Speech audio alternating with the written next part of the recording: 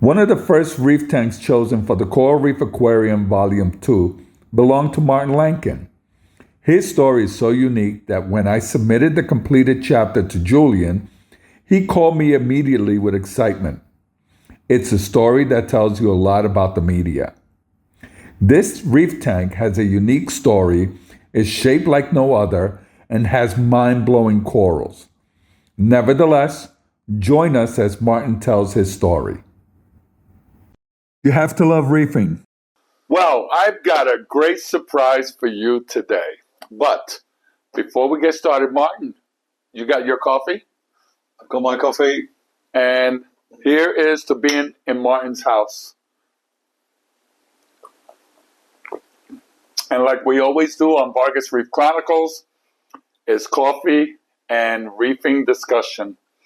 And today we have the honor of being with one of the guys who has a chapter in my book about the trials and tribulations of creating this monster behind us. Now, this monster has a big story, and we're going to have Martin tell us a lot of the story. But before we go there, I want to introduce Martin. We are right now sitting in his house in England. And what's the name of the town, Martin? The area is called Rochester. Rochester. And the actual specific area is called Strood. Strood, yeah. Okay. And how long have you lived here? I've lived in Strood, with a couple of exceptions, since I was 10 years old. I'm now 58, so... Okay. So, and how long have you lived in this home? About 25, 26 years. So now bear in mind, he's been in this house 20, 25 years. And after a certain point, he decided, I've got to change this house around. But before we go there... No. Before I bought the house, I was looking where I was going to put the aquarium. So when Kay and I were looking for a house, I was thinking, is that house suitable for an aquarium? And where would I put it? So that was part of the decision making. Oh, okay. But at that time, did you envision this monster? No, it evolved. It evolved, yeah. Right. And you know, just like us in this hobby, we start off with small tanks, and then we get bigger and bigger because the corals keep growing and the fish keep getting enticing. By looking at this monster here, these corals, now look at this pavona. Look how big this pavona is. It's bigger than his head. As a matter of fact, both our heads together, that coral is bigger than both of our heads. So it gives you an idea of how large the corals are, but how large this tank is. So you didn't envision a tank this size. No. I had a tank. My first tank was, let's see, maybe half this size. And that was there for 10 years or so. But after it had been there, and I always regretted not going for a deeper tank, it was only 2 foot high.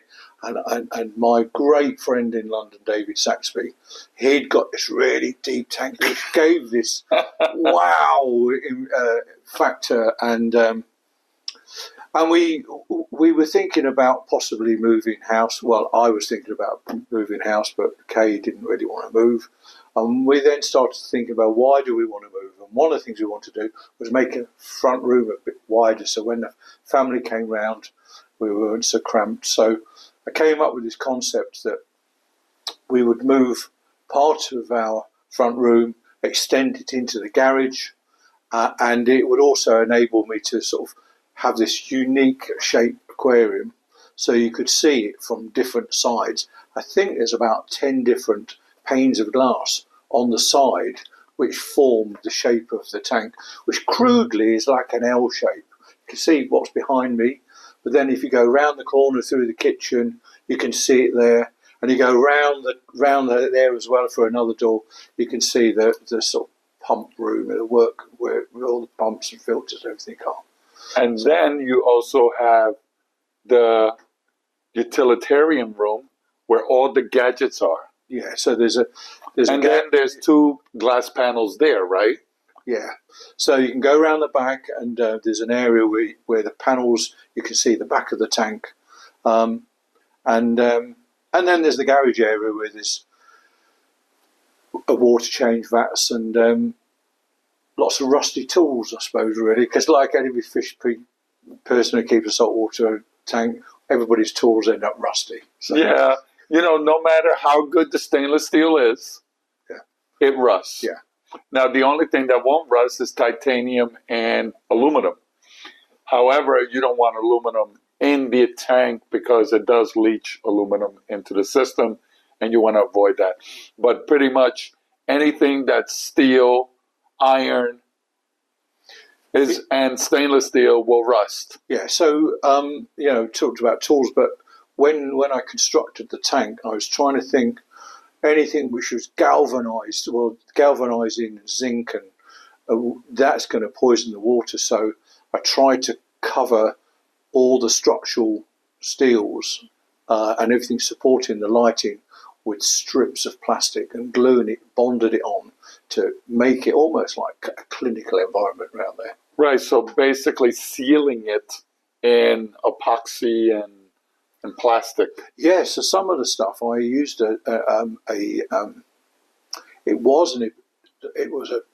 some process which a painting process, but it just didn't work. It broke down, and the way I solved it was getting strips of PVC plastic and sticking it on.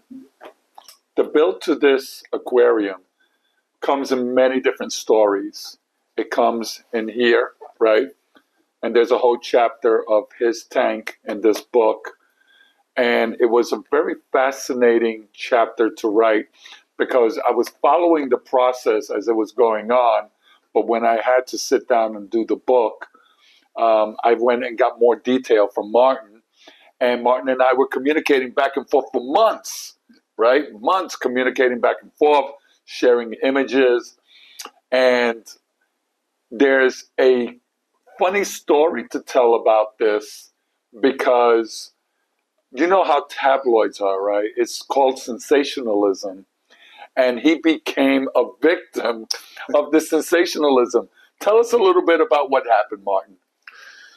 Well, after the tank had been here for about 2 years, there was a journalist, and he wanted to write this story about tropical fish. Why do people keep tropical fish? What do they get out of it?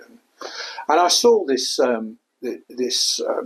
advert where they were asking people to put the name forward, and I put my name forward, and I thought that would be the end of it. But this guy contacted me, and he said, "I'm fascinated with your aquarium." That's the front doorbell going. Yeah, but do you need to answer it? Somebody else answer it. He was fascinated with the story, and he said, before we publish it, I'll send you the draft. Well, that didn't quite happen. We'd gone to Norway to go and see some friends, and while we were up there, some friends over the road phoned us up in Norway and said, "There's some journalists outside your house. They want to ask us about your aquarium." And what happened was, what we didn't know... More than one journalist. Yeah, there was a number of journalists, not the guy we'd been speaking to. Right, others. And they'd written a story in the Sun newspaper about this lunatic. Yeah. Who'd destroyed his house, sent his wife on holiday, and whilst she was away, had destroyed the house and built this aquarium. And that wasn't quite true because... Well, no, but the story was a little bit deeper than that. He sent her on holiday and she had no idea, right? No, she didn't. No. In essence, she did know that you were doing the work. Yeah. But the journalist misled everyone thinking that she didn't know. Yeah, they wrote a story that she didn't know about it, but Kay didn't know what was happening. And I was very much behind the planning and the thinking about what we were going to do. So when we got back into Gatwick, we picked up a copy of the Sun newspaper and we saw this this article, Great Barrier Reef. Great Barrier Reef. Could you imagine? We laughed, and we thought that was the end of it. But on a Monday, the journalist sold the story to all the nationals. So we was in the Mirror, the Metro, and then BBC News. BBC News? ITV News. Whoa. And so then we had outside here a great big satellite dish, and we was on the news. And, it was absolutely crazy. And we had a lot of fun over that. And yeah. Well, okay, so did the truth materialize eventually after the big satellite dish being out there and you're being... Now, did you take the reporters and you interviewed with them? Well, we tried. Okay. They all liked the funny aspect of it. They all liked... So nobody really heard the truth, which was a bit of a shame. They all wanted a story, a sensationalist story. So sure. I don't think it really got out there. But sure. You know, listen, with everything that's going on around the planet, to have a story like this, though it wasn't true, brings a little bit of difference, of a nuance to something of a change, because nobody wants to hear the same old, same old. And your story was different. Think about it. No, I don't think anyone has ever been publicly put out there to the news for revamping, because let's go into the story about what you did to this house to get this equipment, to get this monster here. It gives to the story something interesting, because the truth of the matter is there was some truth to that story. You tore this house apart. One of the stories that I want you to tell, which is great, is the first contractor that you met with to do the house. Let's go. Okay. So we wanted to make our front room larger. It wasn't just about the aquarium, it was about the family. Yeah, okay. So, so an architect came round and I said, we need to move this wall and do that. And he said, you can't do it, Martin. He said, it's madness. You can't get a steel joist that big in your house. Your house is going to collapse, or you're going to hurt somebody trying to get it in. And I said, Keith, I'm sure we can. I'll find somebody who can do it. So we parted company. Right, but on his way out, he made an innuendo, without using any curse words. What did he say to you on the way out? Well, he called me a lunatic as well. There's a bit of... Well, he called him an effing lunatic. He did, yes. Because that was the truth. That's exactly what happened. On the way out, he bashed him a little bit because the guy honestly thought that this house would collapse. Now, bear in mind that where this tank is, there was a wall here, right? Yeah. And it was a supporting wall. So a lot of things had to happen in order to remove that supporting wall, so that way you can put the beam, the I-beam across to support the rest of the rafters. Yeah, so a lot of people put an I-beam, a roll steel joist going across the house, but I wanted one to go from the very front to the very back to support half the house. And that was the problem. So that would be a very large I-beam. Yeah, it was going to be large. And I was even thinking about perhaps building a pillar halfway to overcome some of the structural problems. So Paul Homden, a lovely friend of mine, who he was around here and he's done structural work in the past, and he said, no, let's do this another way. We'll build a cross. We'll put a joist, will go across your house, and we'll use that to support a pair of joists coming, one from the front, one from the back. But to do that, we're going to take down the ceiling. We've got to take up the floor. We've got to take everything out from upstairs. The wardrobes have got to come out. the floorboards have got to come up. Wait a second. Now that I don't. Wow. Yeah. So floorboards upstairs, Floorboards ceiling over here, floor here, all had to come out. Yes. So pretty much you gutted the house and you redid the house. Yes. This is like a whole remodeling. Yeah. And you kind of used some technology. I suspect the pharaohs or somebody must have been used for moving blocks, because they used rollers to bring these great big steel supporting beams into the house, and then they used pallets, and they lifted one end of the beam up and put a pallet underneath it. Then they went to the other end, put a pallet underneath it, went to the other end, put 2 pallets underneath it, and they lifted this joist up manually because they couldn't get cranes in. Right. And that's how they got, you can't see it, but this great big steel up. Wow. Yeah. Oh my goodness. And Now then we could start the job of putting it back together. So now that process, you expanded the living room. Yeah. You expanded this section where the tank is. So your garage was affected, yes? Yeah. So you, in order to expand the living room, you took space from your garage. Yes. Yes. Yeah. And now you have a nice sized living room, which is really beautiful. And then you have the space for the tank. What else needed to get done? Because I remember even the concrete floor in the garage was being torn apart. So we when we put the wall in the garage, we needed a new foundation for the new wall, and at the same time, one of the things which it was absolutely essential, I needed a drain. That's what I remember. Got to have a drain. You can have a large aquarium.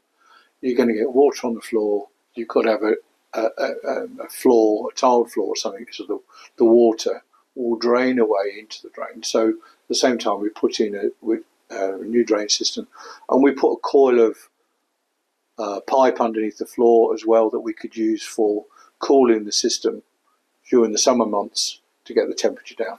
Oh, so you did.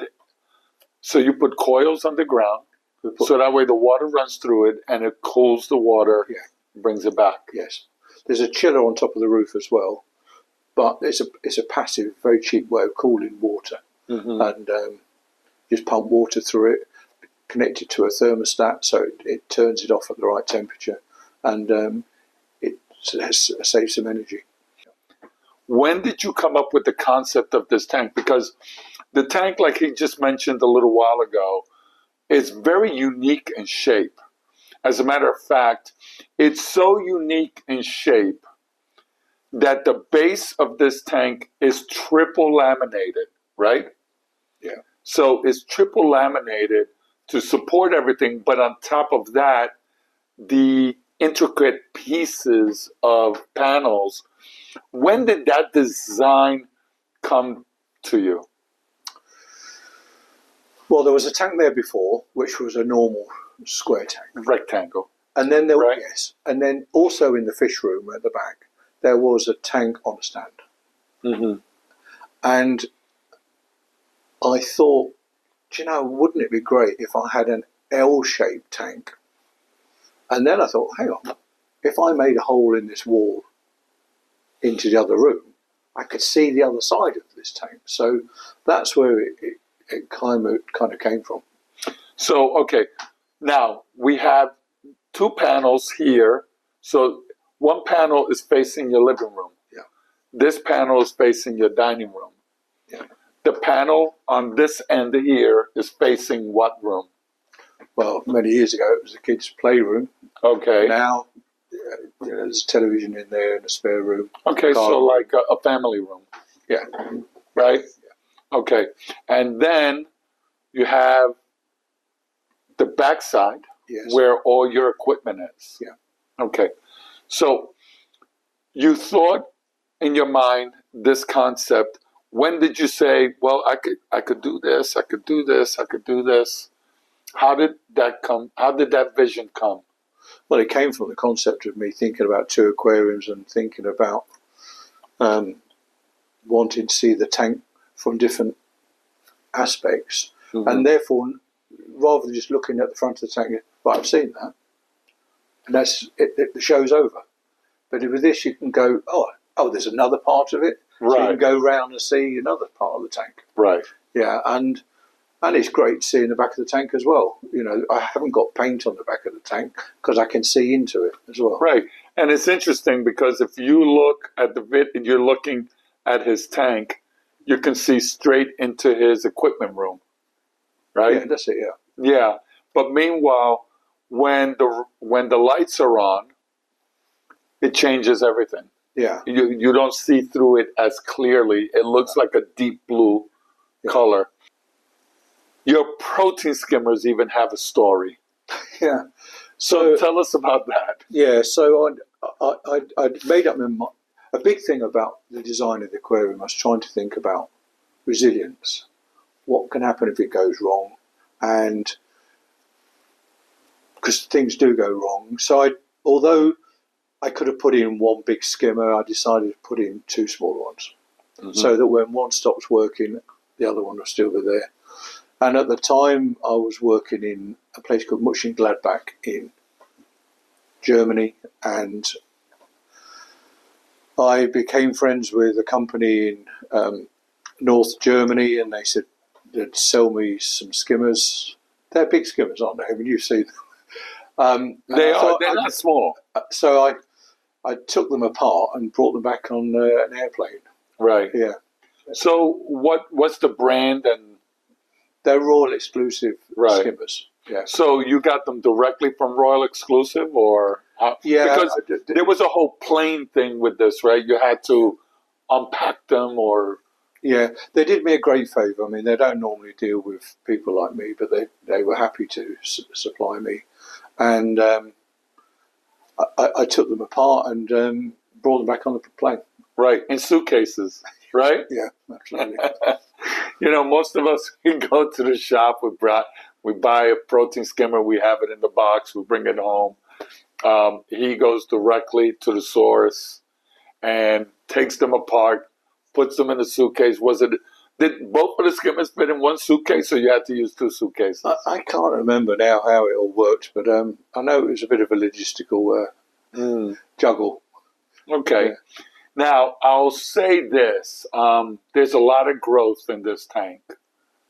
And Martin is very tenacious in taking care of the tank. As a matter of fact, Martin, one of my things about tanks large like this is I tend to stay away from them because I'm a guy of convenience. If I can fit my arm up to here in the water and touch the bottom or touch the rock, I'm satisfied. In your case, if you have to do something in this tank, are you wearing scuba gear or something? What's the deal?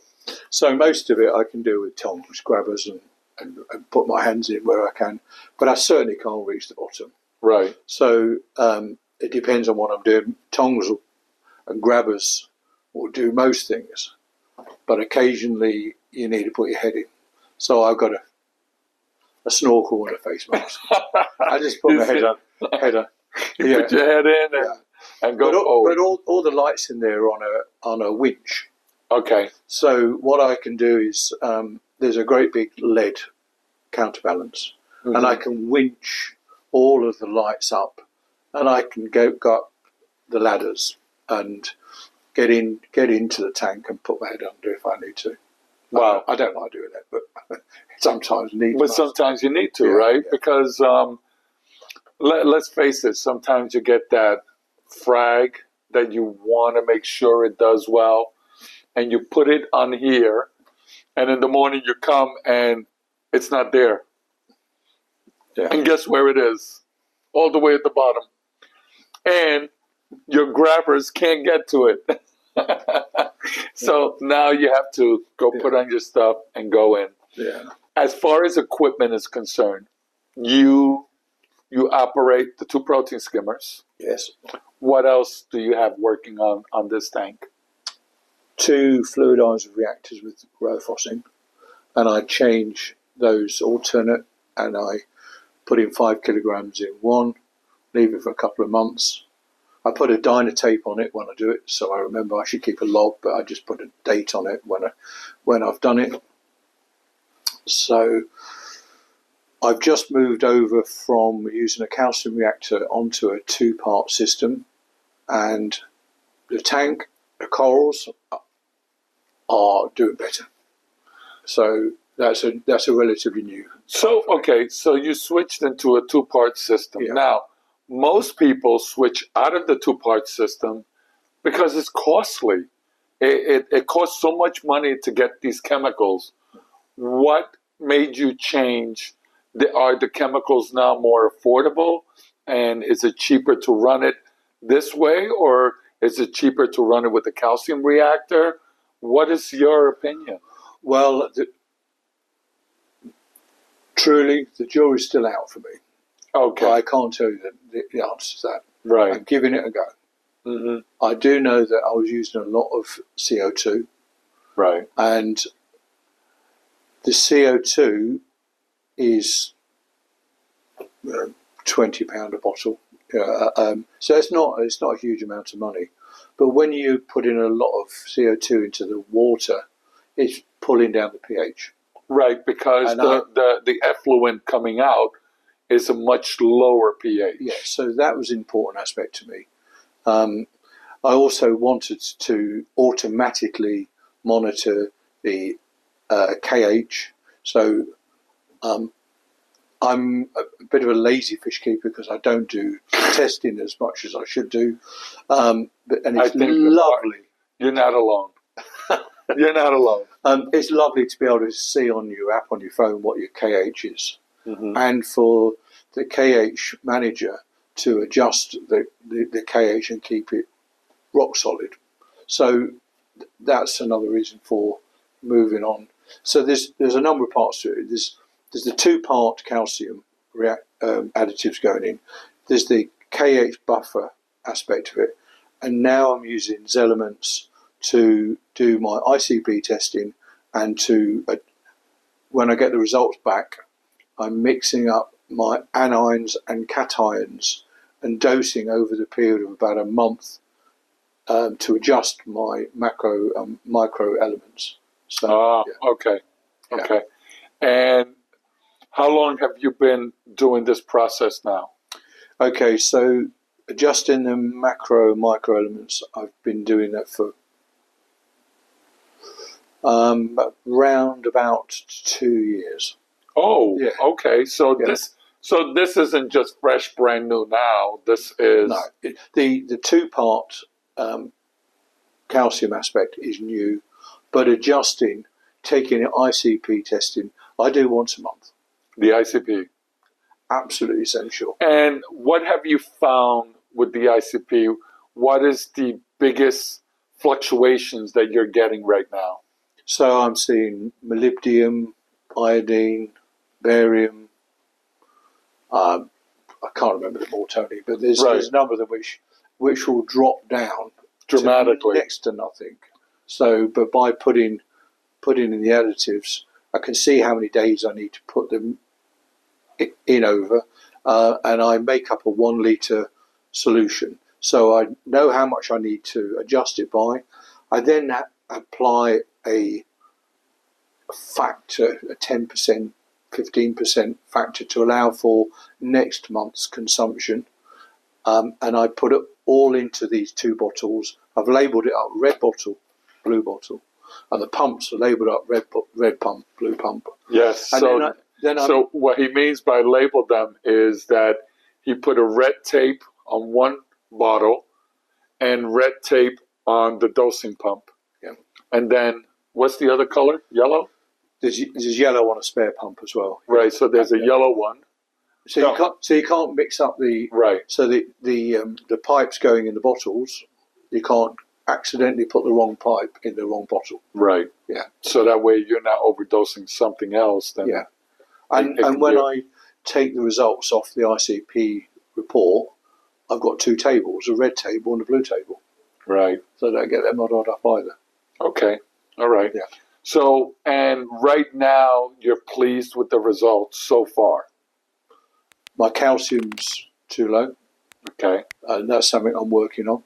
But I think that once I've got this sorted out and adjusted the dosing, I think we'll get the calcium up. Right, because I think the calcium is just Oh, it's horrendous. It's well, horrendously low. right, but I think it's just if you increase the calcium intake, I think that's going to I'm sure it will lift it up. yeah. Yeah. This tank is lit up by LED lights as well as natural sunlight, right? Yeah. There's 34 Radian XR15s on the tank. 34. 34. Wow. Yeah, I think. You lose count a little bit. Yeah, I think it's 34 on it. And they're on this this rig, which is made of not steel, fiberglass. And there's a lead counterbalance and a winch to be able to lift it up and down. Right. But above there, it's almost like a conservatory roof. Right. So it's a giant skylight. Yeah. Right. Now, the mechanisms to the skylight, are they automated, or how do they function? Okay, so there's some windows on it which are on electrical controllers, which will open and close depending upon the temperature. So if it gets really hot in there, they'll open up automatically and allow some fresh air to come in and get the heat And let out. the head, yeah, because hot air rises. Yeah. So it goes right out the window. Yeah, and then below that there's a blackout blind, which is on a controller, so that will horizontally open and close. So I could link it up to a timer, but I haven't. It's just a manual thing, and I think if it's getting really bright out there, I'll close it partly. But Tony, you know, from about May to September, where the sunlight comes in this tank, with all those lights, when the sunlight comes into it, it looks incredible. You see the fish glimmering in the sun, like you see in the reef. Right. Yeah. So, but here's what's interesting. He's got 34 radions, radions above this tank. Ish. 34-ish above the tank. And through the sun, through the skylight, he's getting the sun coming in. When the sun comes in, it's so overpowering that the radions don't even look like they're on, right? Well, I'm sure they they changed the color of it a little bit, but it just punches through and it's amazing. Right. So it's a stronger light than the radions. Absolutely. Yeah. Right. Absolutely. And how do the corals respond to that extra burst of light? Well, here's something really strange, because I don't really see an awful lot of difference in the Acroporas. I think the LPS corals stretch out a little bit more. But here's the weird thing: is down in the sump where there's a colony of pulsing xenia down there, which is maybe 30 years old, but that's nowhere near the sunlight. But for some reason, that starts pumping very fast. So somehow that sunlight's affecting the water parameters and changing things so the xenia starts pumping. Maybe the oxygen level is higher because the photosynthesis is higher. So when photosynthesis is at its peak, the zooxanthellae are processing the CO2 quicker, giving the corals and the water column more oxygen. So, I mean, that could be a possibility. Maybe. Maybe something for you to provide a paper on to give the rest of the world some great information about how your system reacts to the sunlight and how it changes the coral's behavior. Because it would be interesting to know what is the trigger mechanism. Smiling here Because when am I going to do that? I have no time at all. Running this, trying to do some work. See, we always get this from these guys. Because they're English. They don't want to do anything. That's not true. No, what happens is, Martin, you need to retire and pay attention to your tank. I do need to retire. No, but more gardening.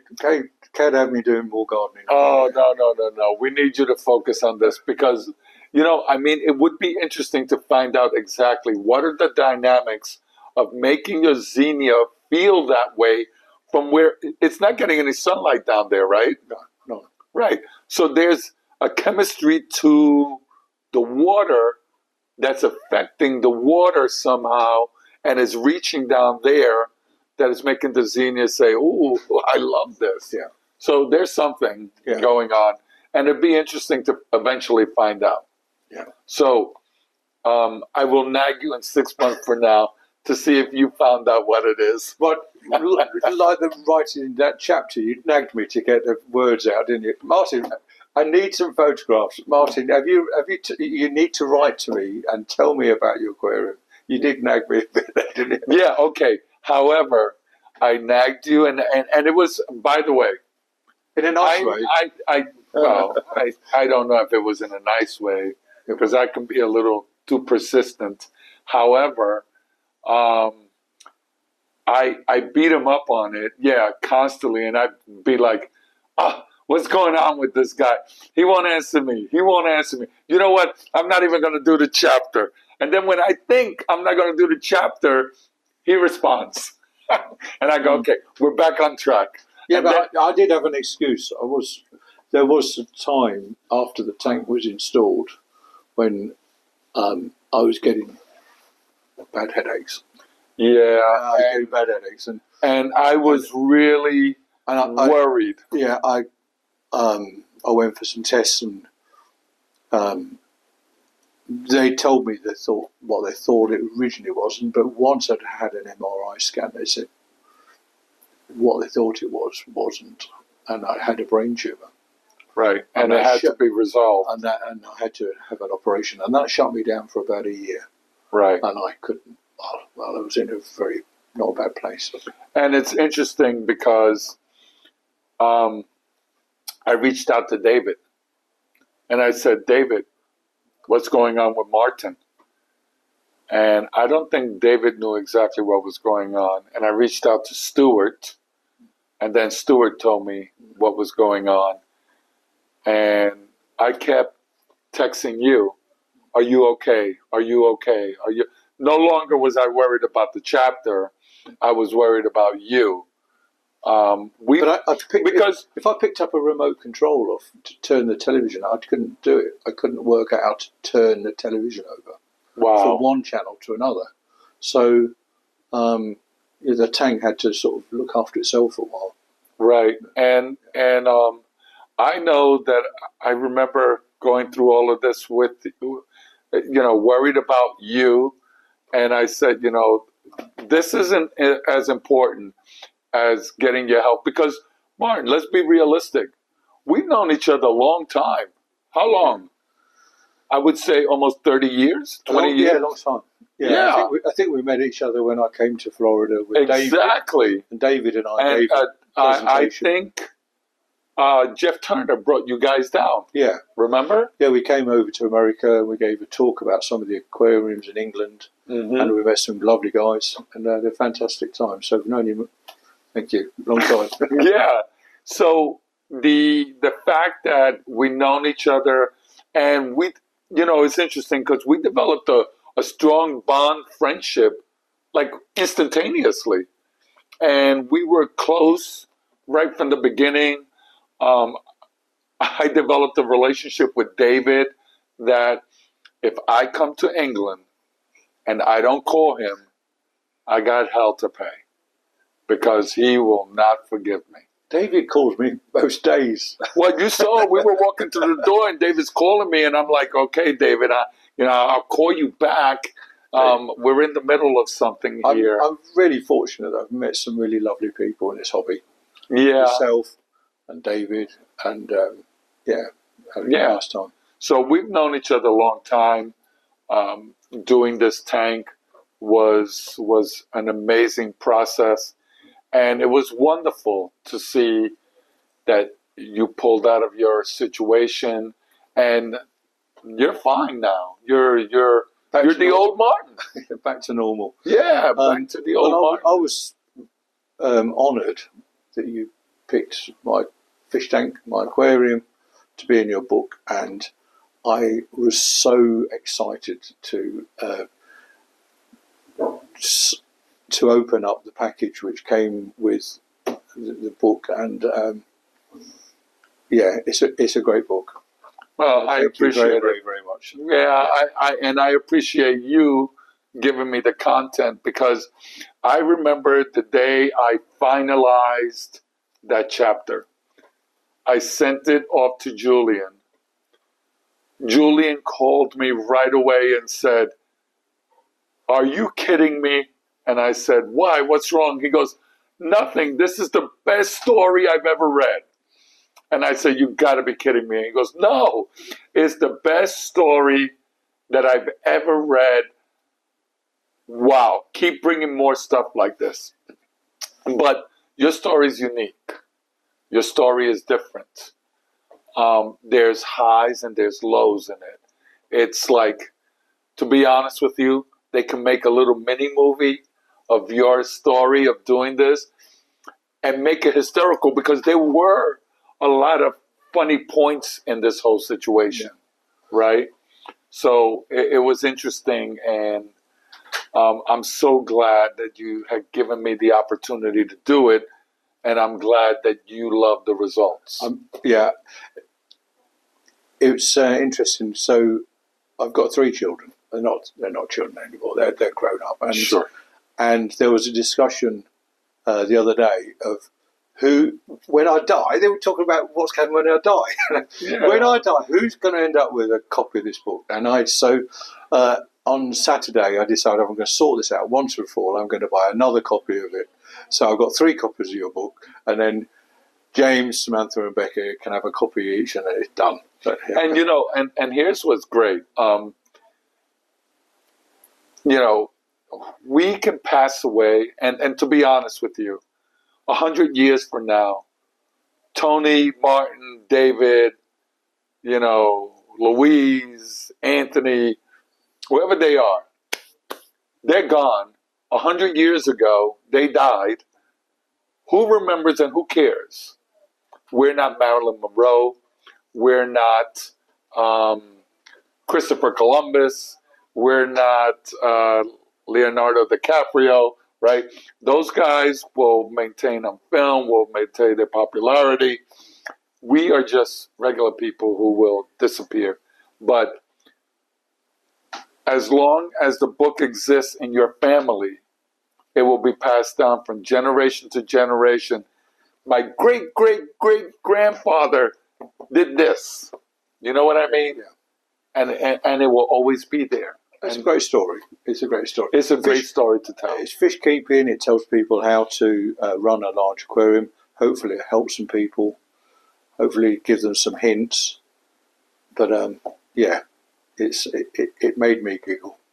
Well, And I'd be honest with you, as I was writing the chapter, I was hysterical laughing at some of it, because it was truly funny. Some of the comedic things that the crew did, right, in preparing the tank and everything. And quite a bit of things didn't make it to the chapter because I only had so much paper to work on. However, it really came across really nice.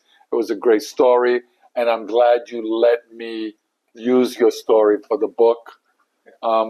It's like a symbiotic relationship. I wrote your story, you let me use it, you've enjoyed reading it, because one of the things when you received the book was you reached out to me right away, and you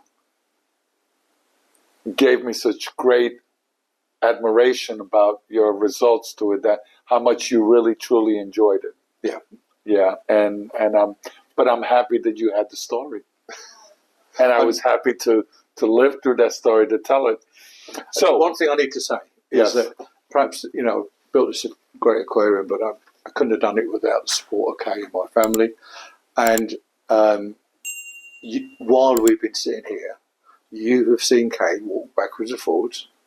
So you can say, I'm still married. I can see Kay there. I'm still married. We Yeah. survived. right.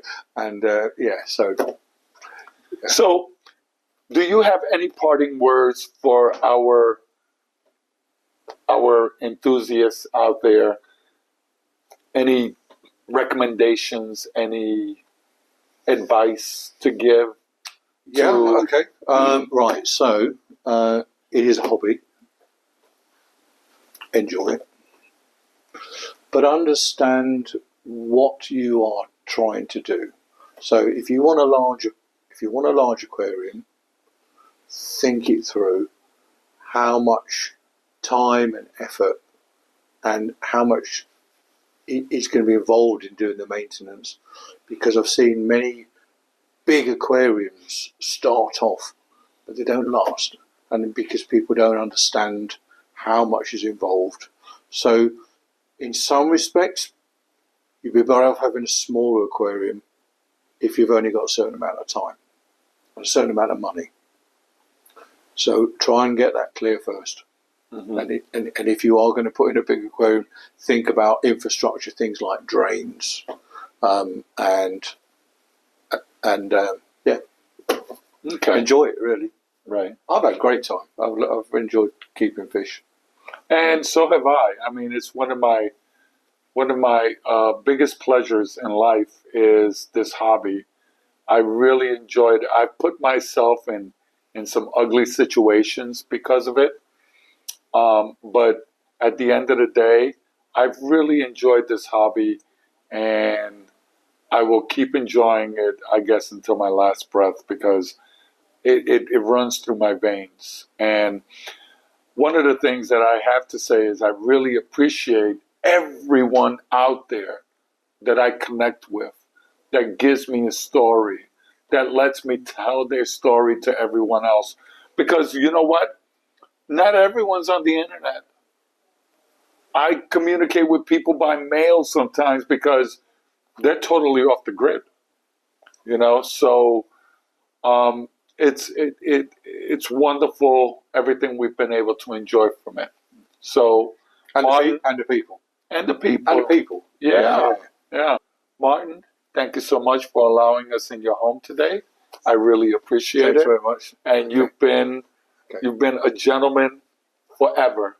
Thank you very much. And we're gonna, you know what? We're gonna be doing this interview again in another year and see what changes has happened since you switched over to all these things. Okay. Sounds good? Yeah, you're always welcome, Tony. Oh, thank you.